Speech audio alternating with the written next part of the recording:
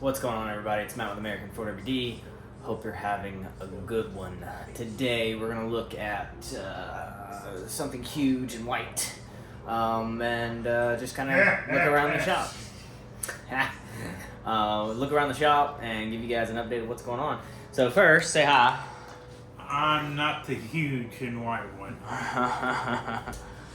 Are you the huge and white one? Not yet. You're getting there. Yeah. Is it still cooking? Yeah. Alright, so let's take a gander in the shop. And for the last 4 days I've been going kind of nuts, so it's a little messy. But as you can see, the TJ is just moseying on and getting squared away. So I don't remember where the last time we left off, but the coilovers are in. This is obviously not ride height. This is massive. The back's lifted up right now. But yeah, I wanted to talk about the wheel and tire, the fun springy things right there, and kind of what's going on with the front. So let's just go for it. So the first thing you'll notice is the wheel choice. The wheels are Method 701s. They have the bead grip in them, which are really cool. That way we don't have to have bead locks. As far as the tires go, because I'm sure that's every keyboard warrior on the planet's going ham. Look, it was not my first choice. Unless they do really good, and then they were, I'll take credit for that. But they were not my first choice. These tires are 40 by 1350. These are the Milestar Patagonia XTs. A lot of people have run these and say they like them. I don't know of a whole lot of people down here in the South that run them, because I'm sure that this in mud will just get completely slick and it'll be a racing slick. So, but again, the reason I got them is because 4 were $600, okay? And this is extremely expensive, so budget was getting tight, and these were cheap. The reason they were so cheap is because they're blemished, and we looked all around them on all 4 and couldn't find any blemishes. So I don't really know why it's blemished, but they were blemished. So they were like $100, $200 a piece or something like that, just insanely cheap. So I'm gonna go beat the shit out of this thing anyway, so I really don't care. I'll burn them down. I don't care. They're $600 and they're 40, so I don't really give a crap. But anyways, that's why that happened. But anywho's, I'll take you around and show you what we got done. So as you can see, the diaper is gone.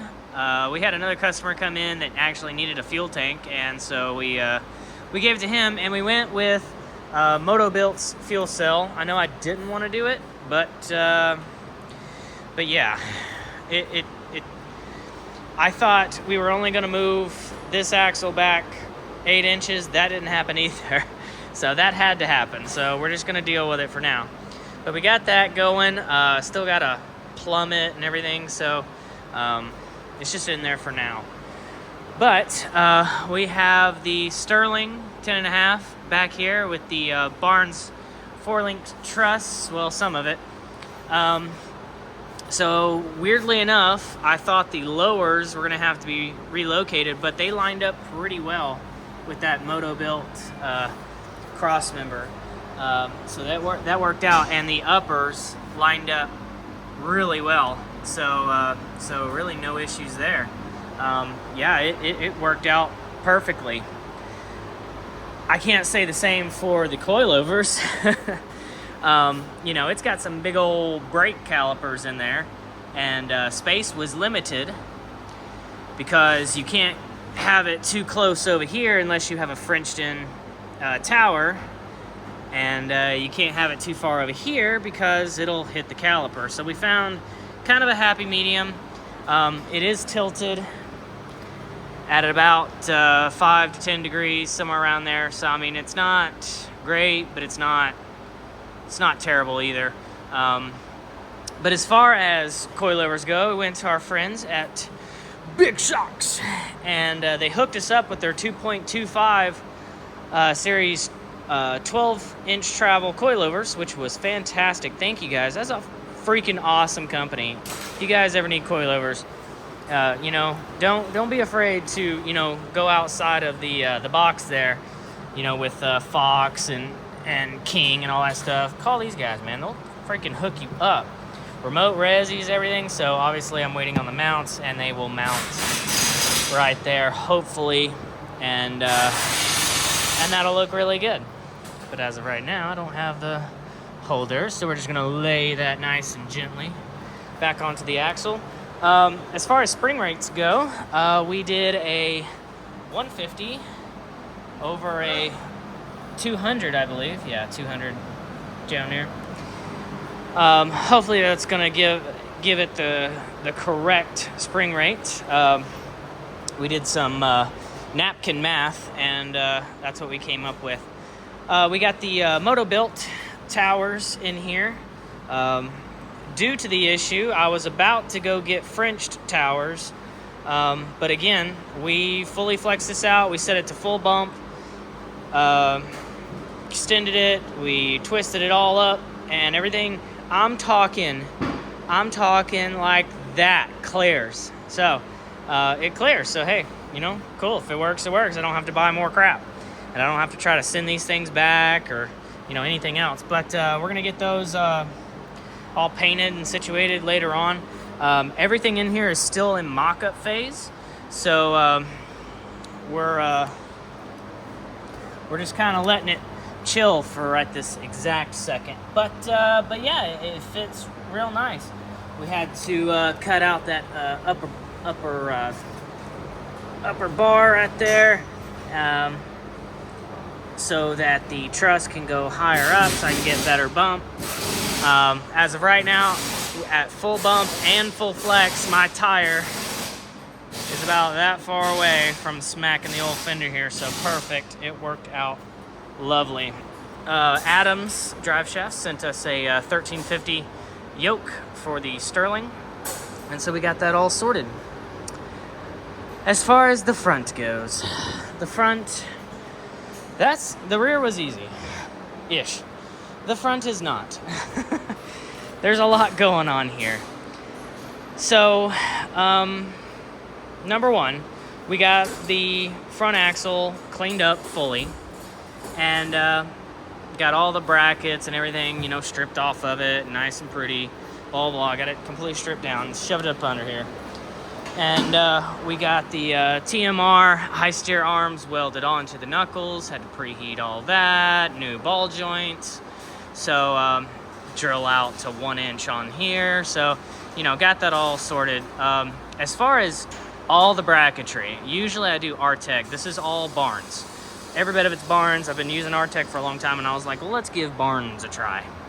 So the steering kit is from Barnes, all the bracketry from Barnes, except for the coilover towers. They are from Moto-Bilt. But anywho's, the make your own control arm situation, all the DOM tubing, that's from Barnes.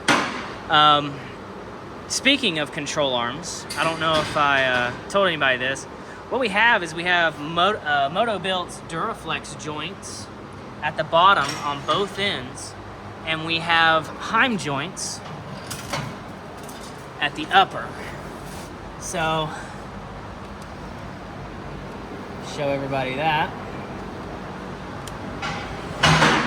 So realistically, doing an entire Heim joint suspension, it's gonna ride like shit on the road. It just will.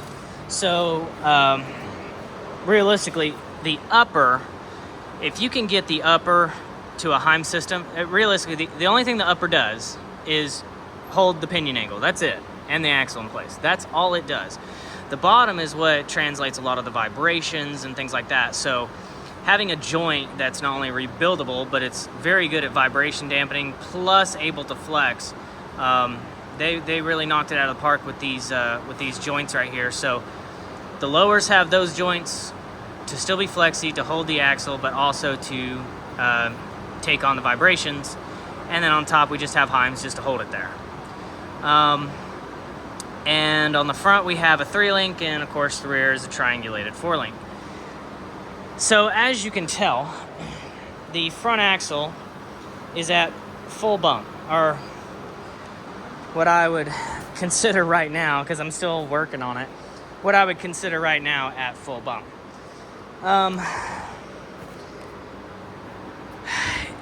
My upper link is actually going to be on the passenger side, not the driver's side, because I didn't want to try to weld more stuff to that chunk and everything else. And you know, it's tight. Everything, I'm hitting the engine right now. Everything is just real tight. Again, I may not go this low because that's probably not gonna happen. That's probably not gonna be good. But this is completely mock-up. So we don't know. I don't know exactly where it's going to specifically sit. This is kind of just mock-up to get it close enough, and then we'll fine-tune it. But we got the coilovers at full bump. That's my bump stop right there. 1-inch rubber pad. I'm poor and I can't afford the bump cans. Number 2, I don't really need them right now because I'm not jumping this thing and I'm not bobbing through the desert. I don't plan on just literally launching this thing and coming down. So honestly, a bump stop just like that works just fine. It'll do all the things. We will have to add in limit straps to make sure that all this weight, when it goes downward, doesn't mess up this nice pretty coilover. And but yeah, we're getting there. We're still in cutting stuff off and getting that all sorted, but hopefully this should mount right here-ish, or maybe up in the engine bay somewhere. We're working that out. But anyways, that's what we got.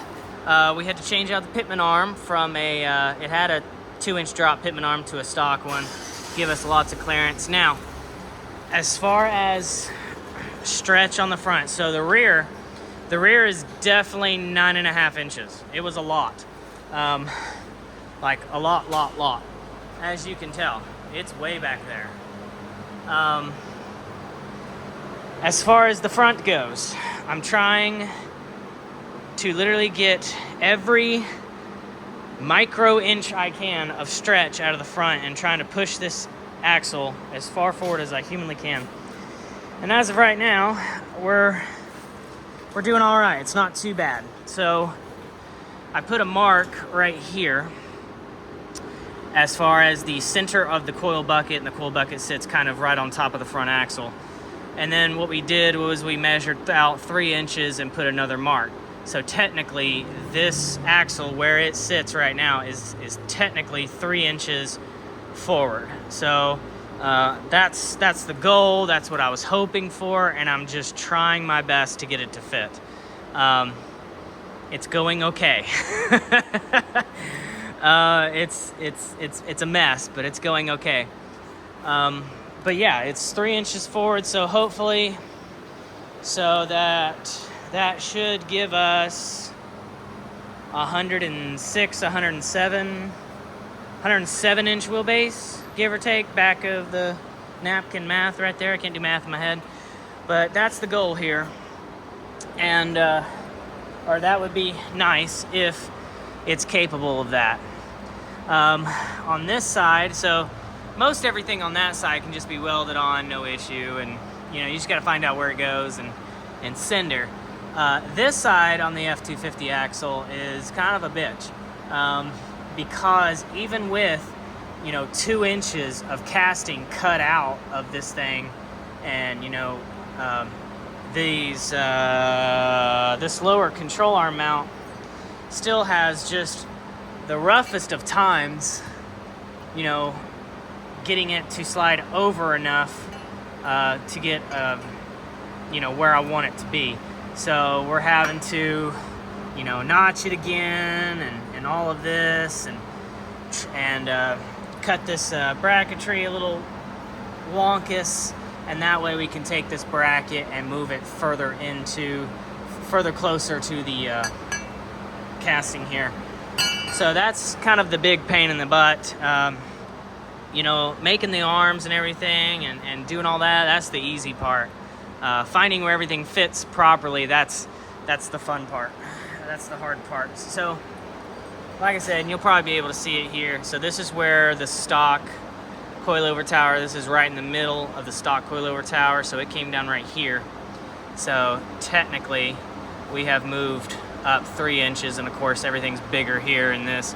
So it might be a little bit more, just because, again, everything's bigger, you know, longer, everything.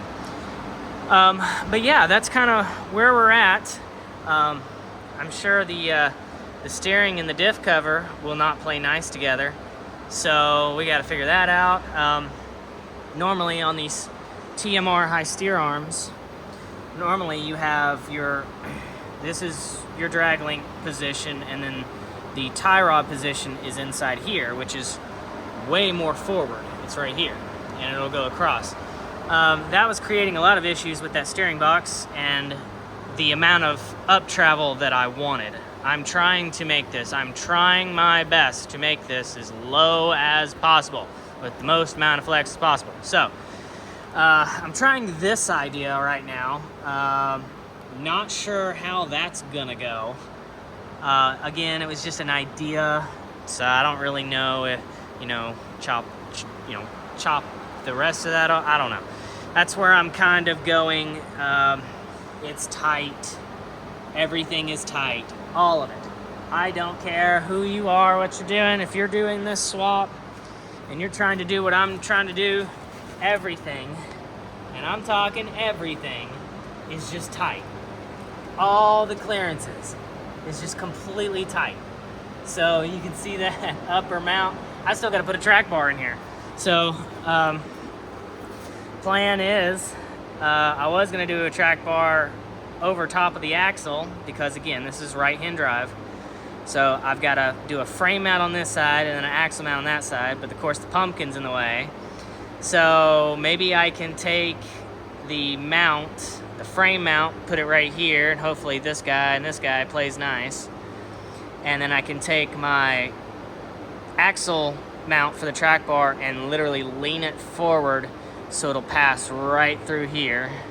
But again, you can see a bunch of shit in the way. So it's yeah, there's the old axle mount. Of course, I gotta cut this down and screwlate that. But normally this would go on top of the axle like this. Obviously it's too high, and I can't fit a bar straight through there. That ain't happening. So pretty much the idea is to take this and just tilt it over and cut it way down, and that way I can put it kind of right through here. So I mean, it's going to be tight, but I'm gonna make it happen, Captain, one way or the other. I still gotta get this control arm even on the thing. I still gotta do the upper, you know, I got a lot going on, but the good news is that it's working, and I'm not just, it's happening. Let's put it that way. It's happening. One crazy step at a time. Still got to get a hood. We got the new hood. It's all dented up, so now we got to get another hood, so that's fun. We have to plumb the fuel cell and everything. And again, all this is mock-up, so that once we get all this figured out, the axle's got to come back out. We got to gear them, finish weld them. Well, we got to finish weld them, then gear them, paint all the control arms. So I mean, it's going to take a while, but work is slowly getting done and being knocked out. So I don't know. I'm hoping another month. I'm hoping, or maybe the end of summer, start of fall. They can be going out in the woods and having a good time. We got the RAM assist, the PSC, so we got to put that in there. We got to get a clamp. I mean, lots of things going on. But yeah, we got to drill and tap the steering box. But yeah, she's going. That's why. Yeah, as far as everything else goes, got a few projects going on. Got a bolt check, some ABS stuff, and AC evap core, and transmission on the other side. So knocking that stuff out. Got the F-250 in the air, working on that. Got some drive shafts from Hudlows and the TJ. It's fully, almost fully put together. Got the new wheels from Mickey Thompson, and we got all the rust handled, brand new body mounts, skid plate, bolts, oil pan because it was it had a rust hole in it, track bar because it didn't last anymore. So we took all my old springs and shocks off my Jeep, which was like a 2-inch lift, and threw it on here, so it's got a 2-inch lift now. Frame looking super duper. But yeah, he's rocking and rolling. Painted the bottom of the tub with the Raptor, so that's cool. No more rust. And yeah, just knocking it out one step at a time. I won't show you what else is back here because it's a complete and total mess. But yeah, we working hard, trying to get things sorted, trying to get things situated. Slow go, but it is going. That's the good part. It's going, so hopefully soon, very soon, this thing will be on the trails. We'll just start beating the absolute shit out of it, and rock and rolling. But guys, thank you so much. I want to let everybody know that awesome, we hit 10,000 subscribers, and we also have enough watch hours on our YouTube channel to where we can start doing like memberships and supers and stuff, and start earning money from it, which is nice because it would help pay for travel expenses, gas. It would help pay for this kind of crap, so we can show you and everything. So I want to let everybody know, as of right now, the only real thing that we're kind of interested in is supers. And basically what it is I can go live and we can talk about a few things, and basically you can send me stickers and stuff, and you know, $1 here, $5 there, and that goes towards, you know, whatever. And so I'm gonna try to figure out a series that we can do for that. Erica was thinking like Ask a Mechanic, and that way people with questions can go on there and they can ask me stuff about their Jeep, their problems, or any, you know, thing they got going on. So that might be happening, so stay tuned. We might be doing that later on, and so I might be going live, and of course you can, you know, watch it for free. If you feel like I you know, could use a $1 raise, you know, hey, send it, I'll take it. I appreciate every bit of it, and obviously it'll go towards a good use. So guys, after that, I really got nothing else, but thank you so much for watching. Comment, like, all that stuff, subscribe, and guys, we'll see ya.